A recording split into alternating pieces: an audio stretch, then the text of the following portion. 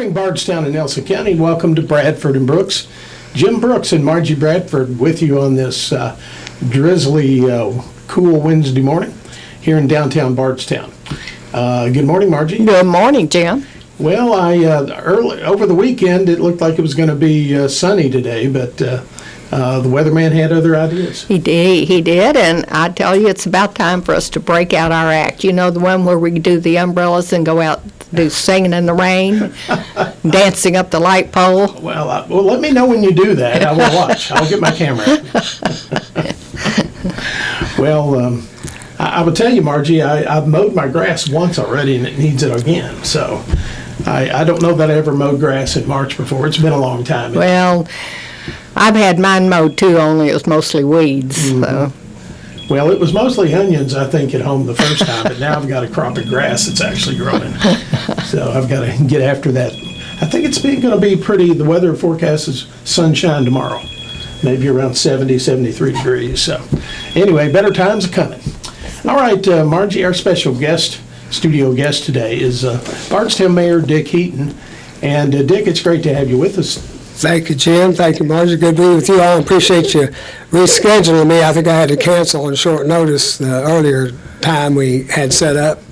Oh, it's we try to be pretty flexible about the needs of our guests, and just appreciate you having time to make time for us. Okay.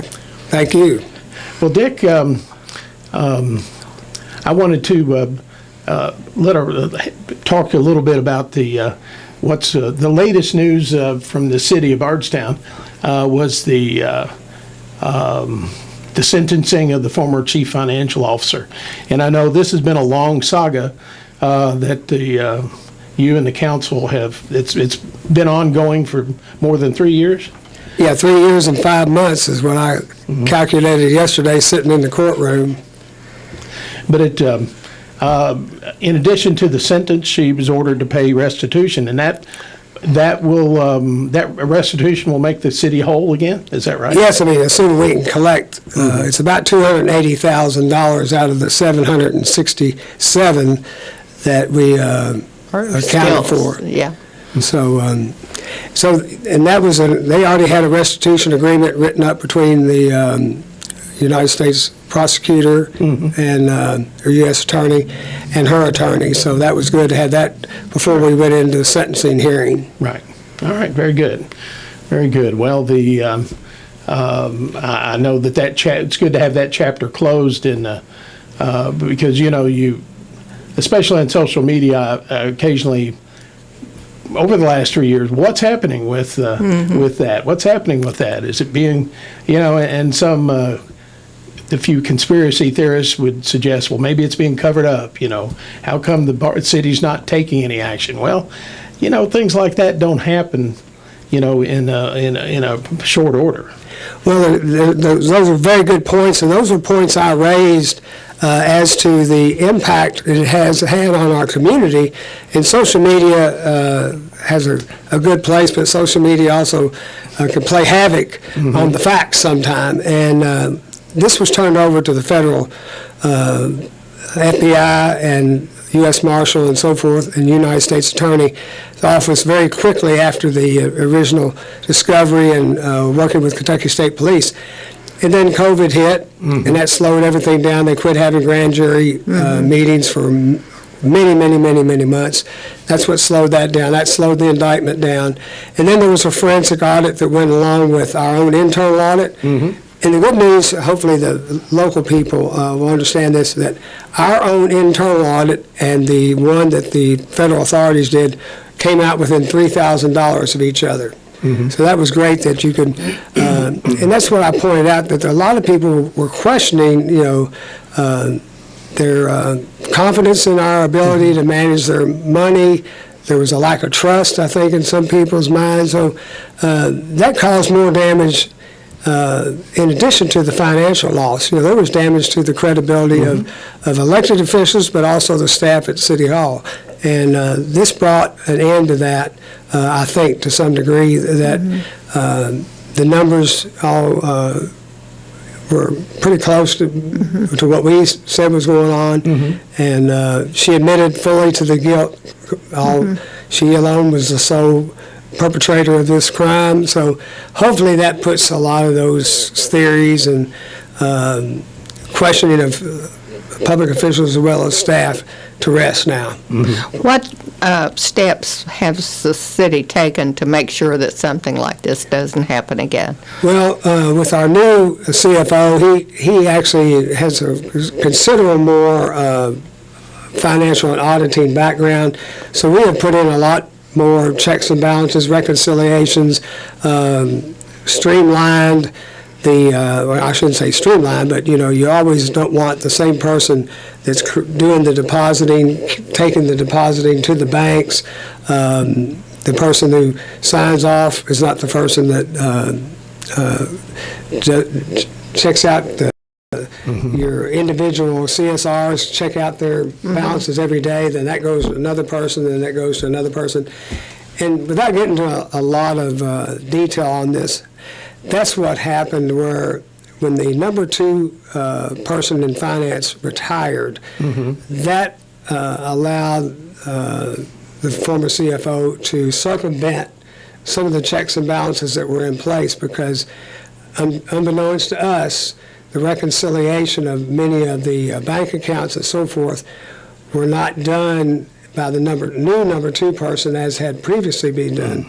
And we were not aware of that, and the number 2 person was told that, until she has more experience, the CFO was going to handle that. Well, you're a new employee, you would know the difference. And I was not made aware of that until, we found out differently when we were going through an audit, preparing for an audit. That's when all this came to a head. So we're glad to put it behind us, but we hope the federal authorities assured us they have a financial arm that will track this. When the restitution has been ordered by the judge, they will track her financial status for years and years and years to come, and we might recover $1 or $100 or whatever, but they will chase this money until hopefully it's all paid back. Well, Dick, more recently, Bardstown and Nelson County, we had the windstorm that came through, and I know that there amazing damage. Now, we didn't have any damage at home, though we did lose power for some time on that Friday. But there was some substantial damage done, and kudos to the city utility crews for going to work, and of course I have to give kudos to Salt River and their crews too, because there were thousands of people, thousands of outages all across the city and county.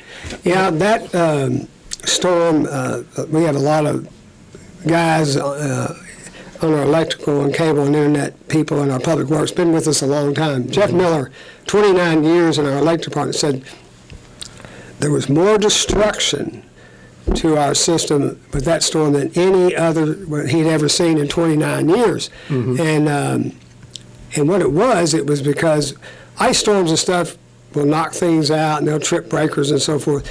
But this was 55-foot tall utility poles snapping and massive trees going down and breaking lines and poles.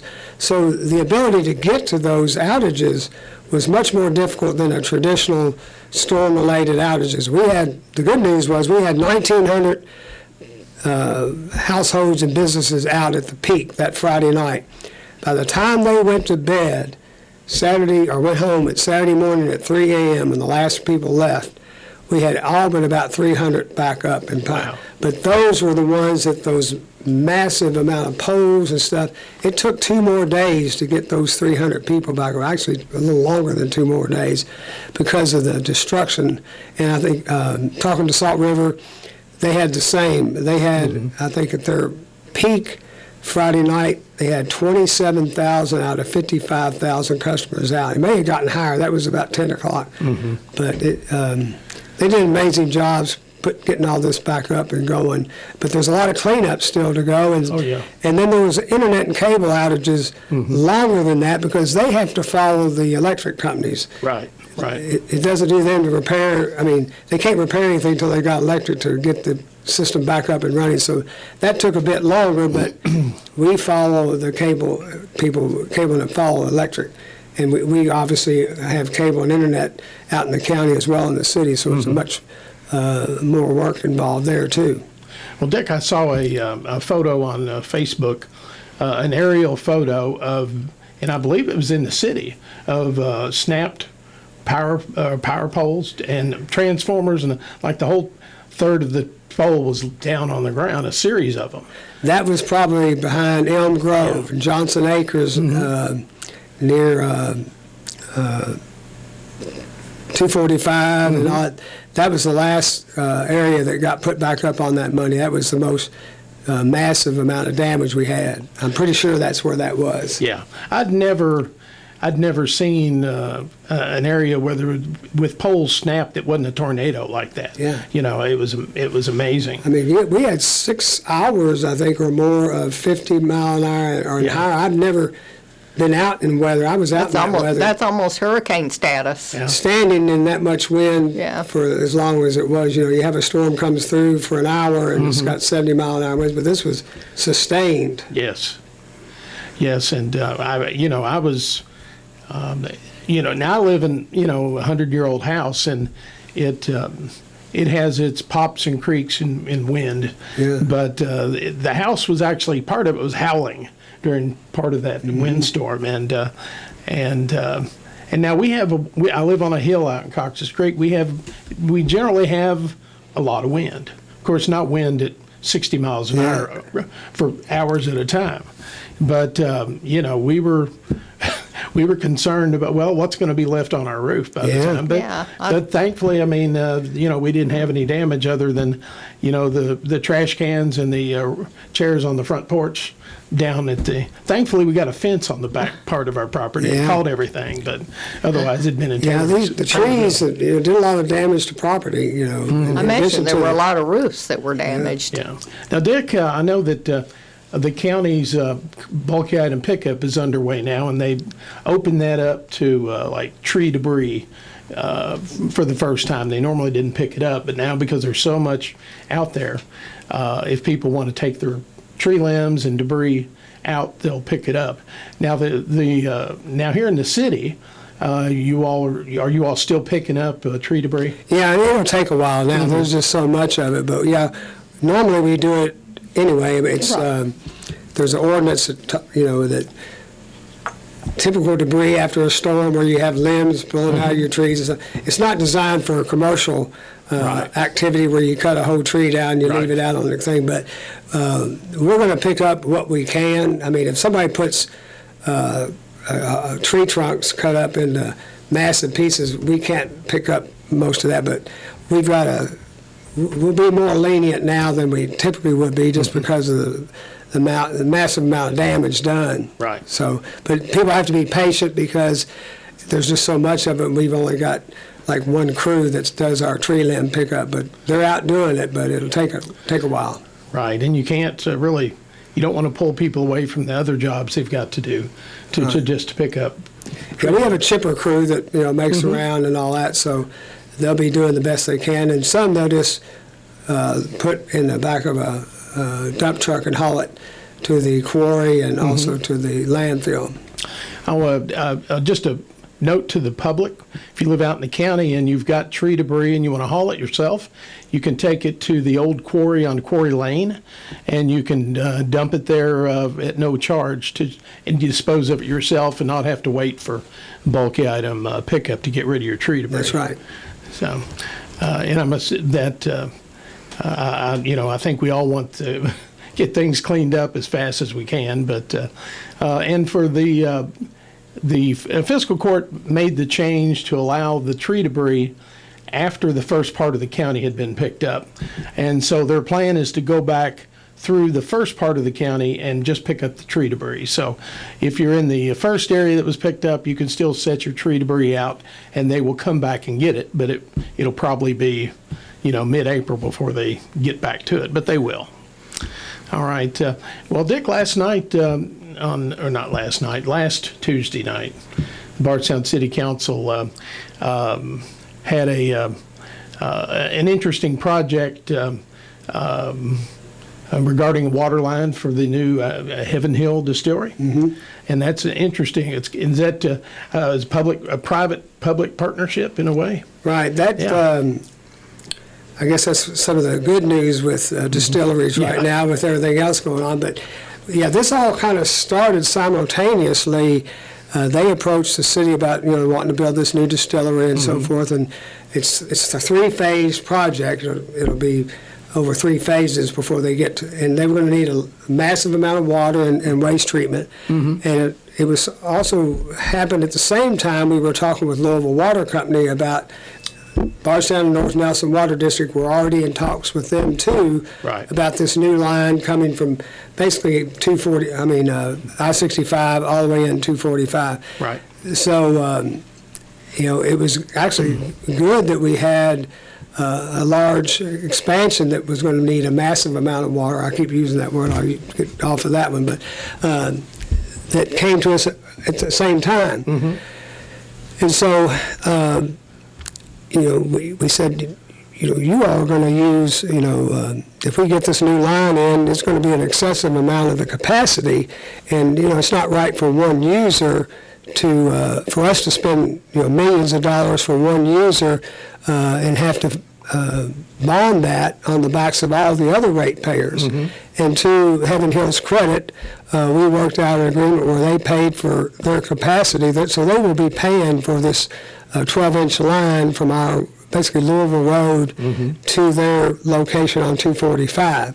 That's part of it. They're also paying for some help with our waste treatment plant and the expansion that's going on, which they will be sending a lot more waste than they do now. We're in talks with some of the other distillers over the same stuff. And public-private initiatives have been around for a while, but it's our first, getting our toe wet into this, but we worked out an agreement whereby they are funding, a lot of the costs themselves. And then we in turn are adding on to our overall capacity with this Louisville Water Company line that's coming in, and some upgrades to the waste treatment plant on Gilkey Run. It's called Town Creek Plant. That was also in our planning, but with the expansions of these distilleries, that kind of moved the needle a little faster, but it was good that we were able to coordinate our designing and planning along with what's coming, along with these large users. Right. Well, speaking of distilleries, can you give us an update on the fate of House Bill 5 and what the implications are for the city? Well, financially, the city doesn't get a huge amount of revenue directly from the barrel tax. Right now, it's about $270,000 a year. And it's growing some, whereas you saw the numbers with the county at 1.2 and the school districts are about $7 million. But the way I look at that is everybody who is a resident of the city of Bardstown, we are also a resident of Nelson County. And we rely on the county services just like anybody else. Right. So when those funds get implicated, that's going to implicate the level of service we get as county residents. And the same thing with our school districts. We depend on the Bardstown School District, those of us who live in that, and those boundary lines are somewhat different, but primarily. And there's many people, so those are important. So as far as the status, I think Jim and I were talking that there's been a amendment that I think Senator Higdon's been working on, trying to protect and cap some of the funding we currently get to where it would not totally expire at the end of this 13-year, I call it an amortization or a phase-out thing. So that was been our goal. We would love for it to not be on the table, but we know it's not going anywhere. So the amendment kind of got things tied up on that last day before they recessed for the veto period, which I think was good. But the devil's in the details. When they come back for those last 2 days, we sense that they will attach this to a bill that's already passed the Senate, that it goes to the House for concurrence, and you've got leadership in both the House and the Senate supporting this bill. So we think it'll be hard to that bill not to pass. Now our goal is, I think, to have an amendment and hopefully have a cap to protect primarily Nelson County's share of the and the other counties like Marion and Bullitt and Shelby that have, and Franklin, that have a huge amount of tax revenue at stake here. Right. That's our hope, but there's always, I've been around Frankfort long enough to know there's a lot of shenanigans go on those last 2 days, and I think the governor will support whatever bill that comes out of with the House and Senate concurrence. So I think I don't think he liked that first bill when it was 13 years phase out for everybody. You know, I think Right. schools, I think got their attention, and we think there's a good chance we'll cap some of it. We won't save it all, but maybe we'll save a reasonable amount of it. Right, and those veto days are next Wednesday and Thursday, so we really won't know the final story until they adjourn on Thursday, Right. really, where things stand. And of course, if there's no action on it next week, there's always next year, next session. Right, and there was debate about they rescinded the rules when they took it up in the House. Normally you would need a supermajority in a short Right. session on a revenue-related bill. I take issue with that. That I think I guess they're saying we're reducing revenue, so that is different than raising revenue. That they could take a vote and not require a supermajority. Right. But you're right. Next year, with with supermajorities in both the House and Senate, this will become part of a budget bill, more likely, and a simple majority will pass it. So we want to try to make it as best we can, because it could be worse next year if it goes to a simple majorities vote, because we had some bipartisan support against the bill at this point. All right. Well, Mayor, we need to take a commercial break. You're listening to Bradford and Brooks and our very special studio guest, Mayor Dick Heaton, and we'll be back with more with the mayor after these messages. Stay tuned. Yeah. All right. job. You're back with Bradford and Brooks on this drizzly Wednesday morning.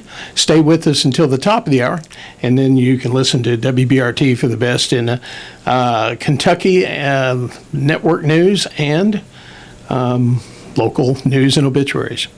All right, our special guest in the studio today is Bardstown Mayor Dick Heaton. And Dick, I know that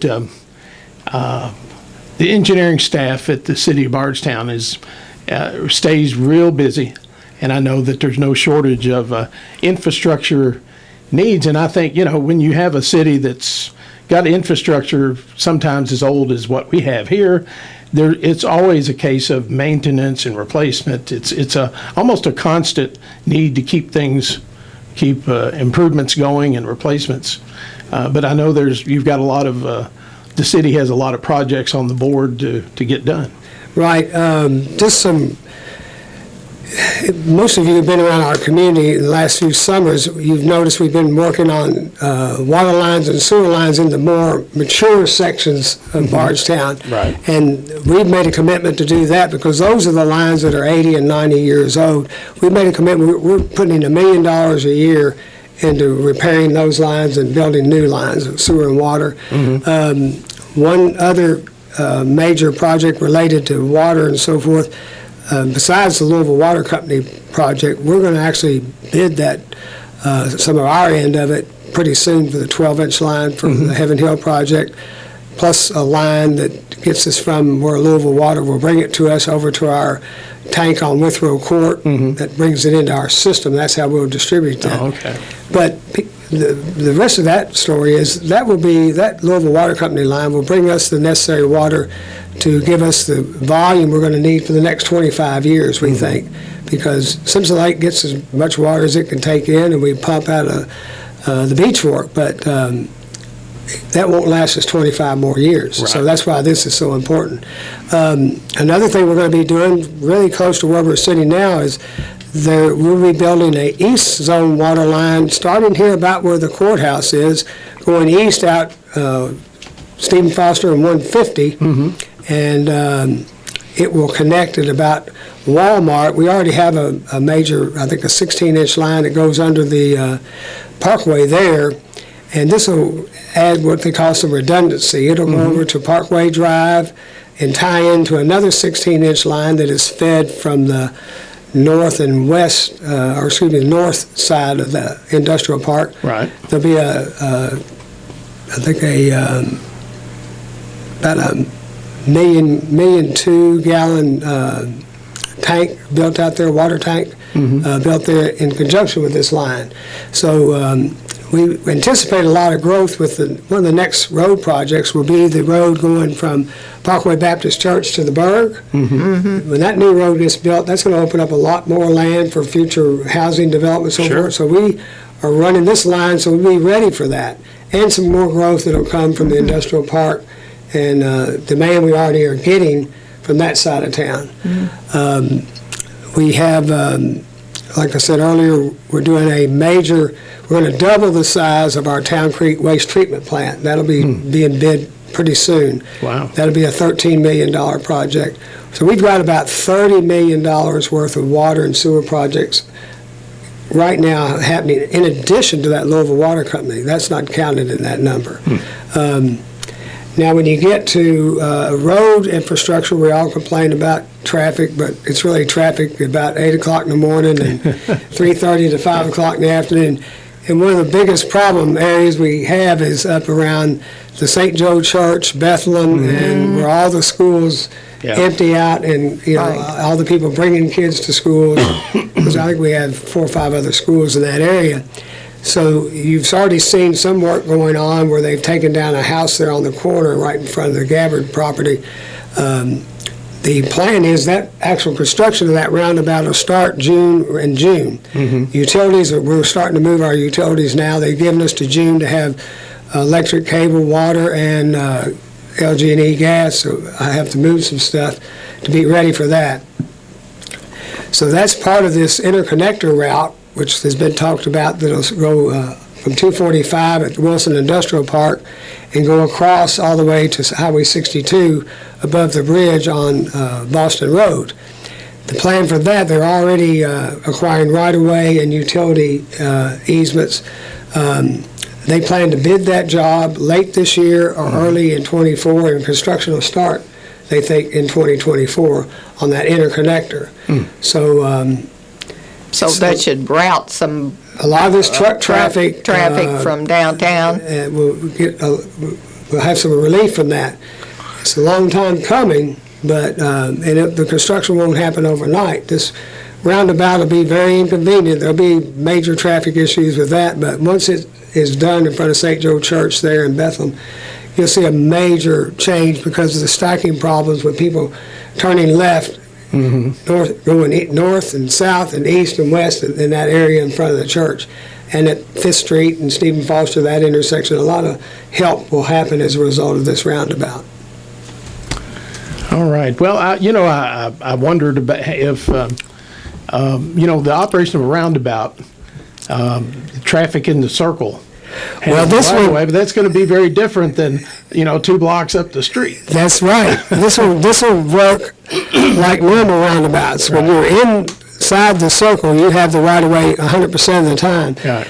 But the state's been building a number of these. If some of you may have been anywhere in the Hardin County area, they've built several of these over there in recent years, and they're working very well. And so it'll be some learning for us locals that we're used to how the courthouse roundabout works, which is the only one of its kind that anybody that I know is in the road business is. But this other will be a conventional one, and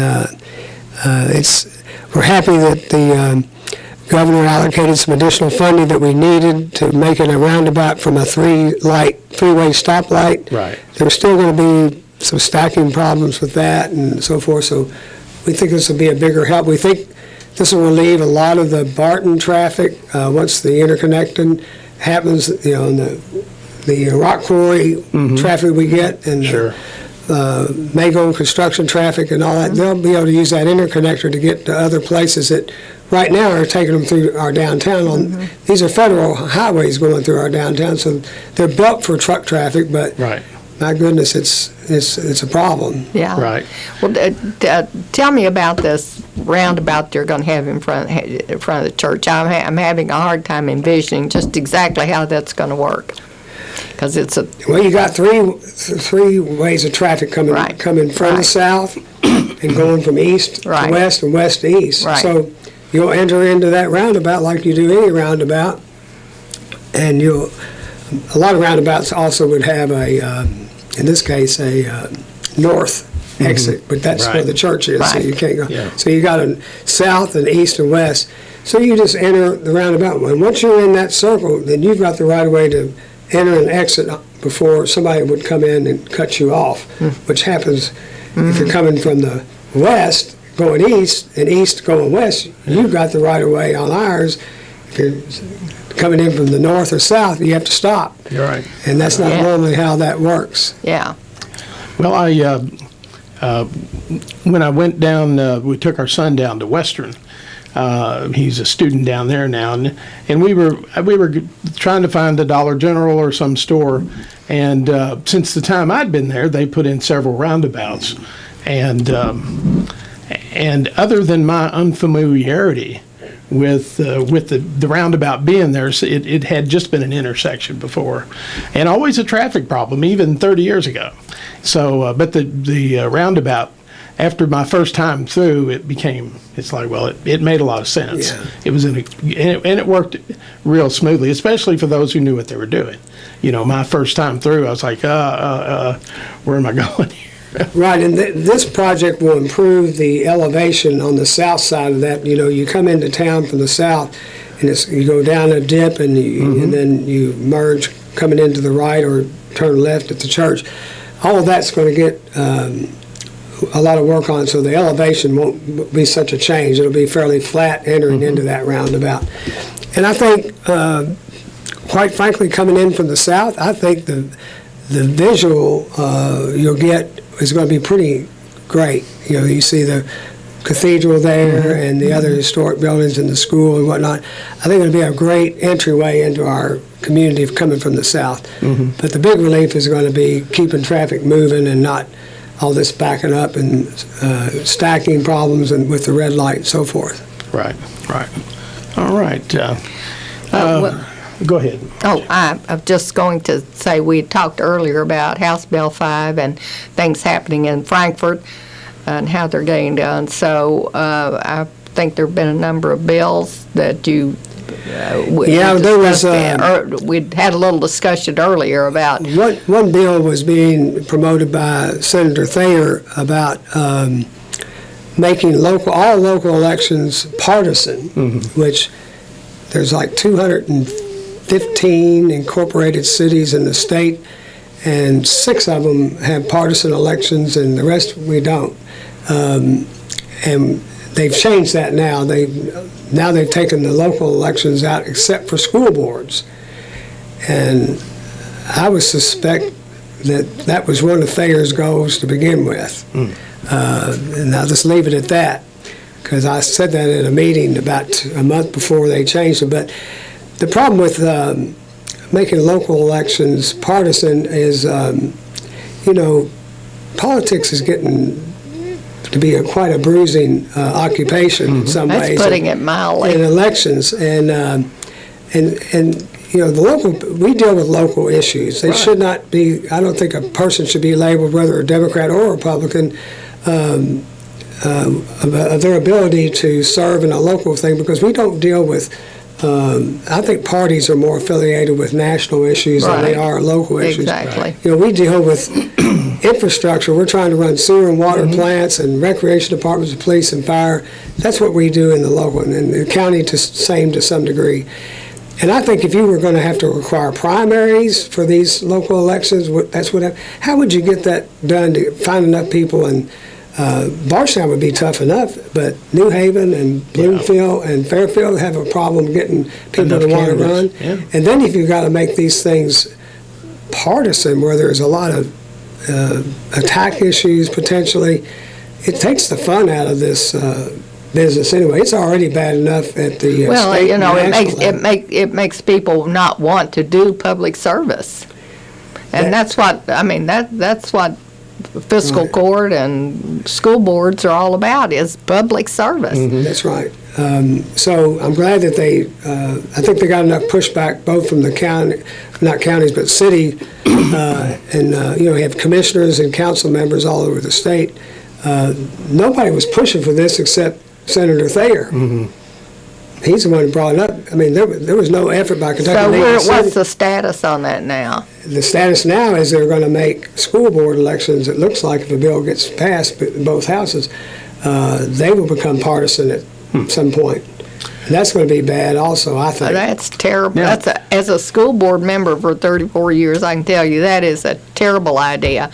Now, haven't, like the city councils, don't you have an option of having partisan elections if the council made the decision to do that? Is that an option the city I could? think so, but, I mean, Because I was thinking, well, if several have in the state, but the majority have not, Six. obviously, Six out of obviously there's an 215. advantage to leaving it nonpartisan. well, I think part of it is you want to be able to recruit Right. people who want to run for the right reasons. Right. And I think that would make it more difficult. I do. And I think you would really see a major change in the quality of the candidates, and maybe even the quality of the sitting councils and commissioners if this were to change. And I think it would set city government back a lot. There was another bill that, again, I think they do these reactionary things. They have one small problem, and then they're going to write a bill. They were considering putting a moratorium on cities being able to do any annexations for 2 years, period. So, and I went to two committee hearings on it, and that was being driven by the fact that in, I think, 12 counties where they have occupational taxes and insurance premium taxes, those 12 counties do not have the ability to stack their occupational tax on top of a city one and vice versa. And Right. so the counties were missing out on some money in those counties because you got a credit if you were paying a city occupational tax against your county occupational tax. The same with an insurance premium tax. Neither one of them are in play here in any county that I know nearby. Right. If there's an occupational tax in the city and the county, you pay them both. We don't have insurance premium here in Nelson or Bardstown, so that's not a factor, but it is a factor in some areas. We worked on that. It looks like, but here's a perfect case. They always say this is going to help economic development. This will stop economic development. And here's a perfect example. We've been looking for an industrial park for 3 years. Yeah. Why would the city go out and buy a farm and maybe go in debt to the tune of like $8 million without the ability to annex it for jobs? And, the only thing we're going to do is run water to it. They'll want us to spend the money to run water to it and sewer to it and all that. Right. And we've got no ability to annex it. Right. Well, no city is going to put their neck out like that. Well, when I explained that to some of the legislators, they like, well, I didn't think about that. And I said, well, and he goes, yeah, you're right. Why would a city, and the counties, not every county is in the business of industrial development. It's kind of a city thing. Here, we're lucky we have both of us work together. That's not the case everywhere. So I told Kim Houston, I said, well, if this goes, we won't be able to even think about buying any land for 2 years. So now they're putting language in that where economic development comes into play. There would be exemptions. And I can live with that, but some cities, have residential neighborhoods wanting sewer and water, Right. but typically you get an annexation agreement to bring them in at Sure. some point, Sure. and that's an agreed contract between the developer and the city. Well, they were going to eliminate that. That we won't be able to annex those developments. Well, then, there again, Mr. Developer comes to the city and says, I got this 200-acre farm I want to develop, and I want city. Well, some cities would take a hard line on that. I don't know that we would, but some would say, well, if we don't have the ability to annex this, and we don't know what's going to happen after 2 years because there's no further language telling us, Right. we're not. So that would really hurt economics. So I think KLC and us have worked hard on that. KLC is Kentucky League of Cities. For those of you who don't know what that means, we think we got the bill cleaned up to where it'll be okay. That, in my case, economic development was what I was worried about. Sure. Stifling that, and we think we've got that cleaned up. All right. Well, Dick, we're down to about the last 4 minutes. Anything else going on in the city that's noteworthy? I know that there's City Hall is a busy place. I don't know, and I think just between recreation, of course, summer's coming on, and all the programs that are going on, and just normal day-to-day business. Well, we have been, I'll talk a little bit about recreation. We have been, the city put up $100,000 in our budget last year. We've hired Luckett and Farley, the architect firm, one of the biggest, best firms in the state. We've been working with them on this indoor sports complex. We're doing some preliminary design work. We've done some geotechnical work on the site, surveying the site, which is be up on City Hall's campus. And we're working on, this would be a very expensive project to put an indoor aquatic center, 2 to 3 gymnasium floors, indoor walking track, and other amenities. You're talking anywhere from $20 to $30 million on a project like that. Right. We know we can't do that all at one time, so we're working on with them on developing a phasing idea with that. Maybe not, obviously, building it in 2 phases. And then we have to get the numbers together so we can approach some, hopefully raise some money locally. We're going to need some help locally, and we're going to need more tax revenue. I mean, the county and the city don't have enough general fund revenue coming in to pay a $15, $20 million bond issue to fund something like that. And everybody thinks you might, but I'll tell you one thing that is different for us, and this barrel tax comes back to haunt us. Is one reason that Bardstown and Nelson County have not had to have an insurance premium tax all these years is because we've had the barrel tax. Right. Whereas other cities around us have an insurance premium tax. We're one of the few cities, and counties are getting into that more and often. So we don't want to do that. I mean, that would not be my first choice, but to fund this project, we will have to find additional revenue somewhere. And quite a bit of local participation. But we have made this a very high priority. I just met with my CFO this morning. We're putting more money in next fiscal year to continue the design work, the master planning work on this project, and then hopefully start really approaching people that could do some naming opportunities. So that's still a major goal on our part. All right. Well, I appreciate that update. I think that's still a high value item on everybody's want list for the community. Yes, and the indoor aquatic center is the number one thing everybody wants, but it's the most expensive. It's most expensive to maintain, and probably volume of people, the least used part of those facilities. So it's a catch-22. But we have visited several new facilities recently with Luckett and Farley to look at them, to help us with get our hands around this phasing concept. Well, you'd also have to have new employees to take care of that. Some, but the fact if we could have it on our campus at City Hall, there's some redundancy there with management that we would not have to have if you had a separate facility on the outside of town. Right. All right. Well, that's going to do it for this edition of Bradford and Brooks. Thank you, Mayor, for taking time to come in. And we'll be back next Wednesday with another Bradford and Brooks. Until then, have a great week, everybody. You are listening to WBRT Radio, downtown Bardstown.